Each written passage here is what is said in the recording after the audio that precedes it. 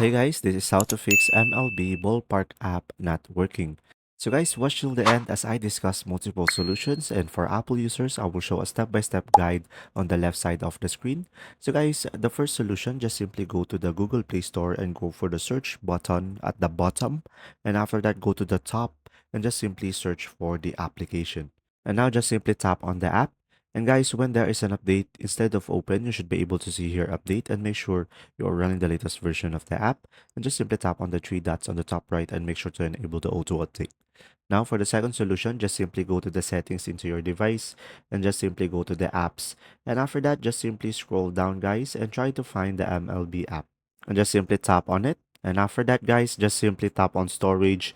And from here, just simply tap on clear cache. And if it still doesn't work, just simply go back over here and tap on clear data and tap on OK. And you should be able to reset the app. Now, if it still doesn't work, just simply hold the application and just simply go uninstall and tap on OK and just simply go back to the Google Play Store and just simply reinstall the application again.